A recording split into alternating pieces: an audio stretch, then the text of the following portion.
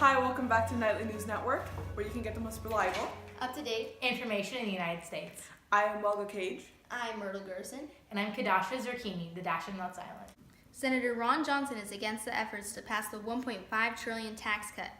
He declared that he could not vote for the tax bill, saying, "The very quick summary I did on this bill, I've got concerns when 82% of the total tax relief on business goes to corporations, and we are leaving pass-throughs at an economic disadvantage in terms of competition. So again, I want to work with this White House. I want to fix this problem, and I want to pass." The bills favored corporations over small businesses. He also states, "Neither the House nor Senate bill provide fair treatment, so I do not support either their current versions." The chance of this bill fell into the Republican senator's hands, who struggled with the political outlook of passing a bill that critics said favored companies over the middle class.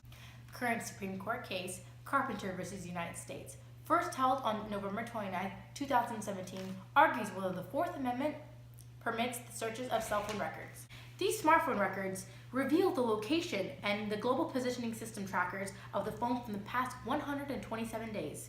The court cases raises a question of whether or not the government violates the Fourth Amendment of the United States Constitution by accessing an individual's cell phone location history without a warrant to do so. Relating to the economy, we have a Trump advisor, Gary Cohn, who says, "We're still not growing wages in this country." Congress is discussing the latest details of a tax plan that will reduce the corporate rate and reduce levies on many Americans. The Trump administration is worried about the lack of wage growth in the economy. Gary Cohn stated, "We do believe that the reform will help drive real wage growth in the U.S., which is something really important to the administration." Makers are baffled with why the wage growth remains inadequate despite the market nearing full employment. The Federal Reserve has increased its benchmark interest rate twice in this last year.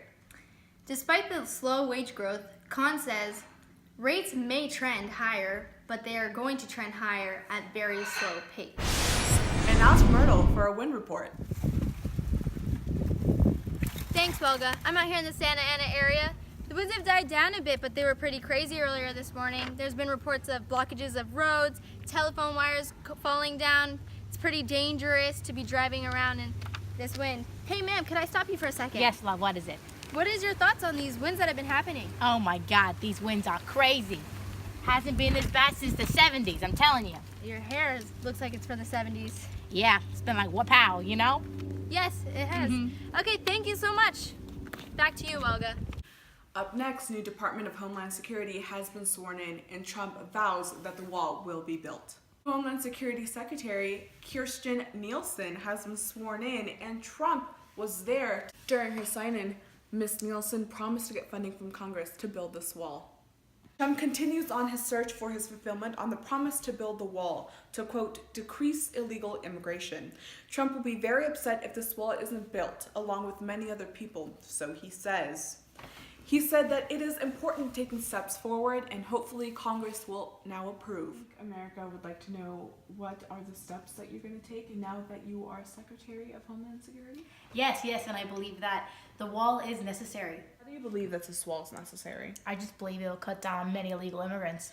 You do know that they can get around under in so many ways beyond this wall. Up next, will we have a new Secretary of Homeland Security? And now we have Max Miller with the most up-to-date story. Thanks, Myrtle. As if Australians needed another reason to get drunk and party, the land down under has just legalized same-sex marriage. This so-called prison nation overwhelmingly voted yes to same-sex marriage. The bill passed with only 4 members of parliament opposing it, making Australia the 24th nation in the world to accept same-sex marriage.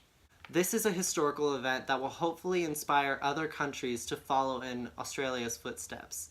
Crikey, that was smooth. Back to you guys at the station. Yeah, Yes. that was a great story, Max. Thank you.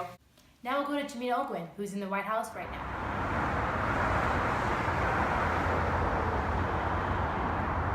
Thanks, Kadasha. Jamina O here in Washington, D.C. We have Dina Powell, President Donald Trump's Deputy National Security Advisor, plans to leave the White House on good terms with the president. She first joined Trump's team as an advisor for Ivanka Trump on female empowerment issues and and has worked closely with the Middle East peace team. She has managed peace between the Israeli and Palestinian nations and will be flying home to New York with her family and continue working on foreign affairs. Back to you in the studio. Okay. Well, that's all we have for tonight. Thank you for watching Nightly News Network. We'll see you tomorrow night. Good night, America. Good night. Triple. Been happening. It's been died down a little bit. Senator Ron Johnson is against the efforts. Wait, policy. Policy make.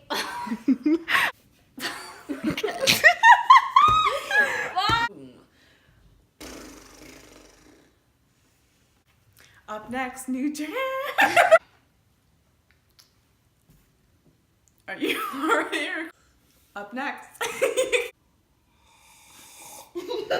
Up next, new Department of Homeland Security. Quote. Trump continues. Thank you, Kiana. So, what was the question? Necessary. You know, Swallow's necessary. I just believe. Current Supreme Court. Blah, blah, blah. I'm sorry. November 29th, 2000. Thanks, Kadasha. I forgot my name.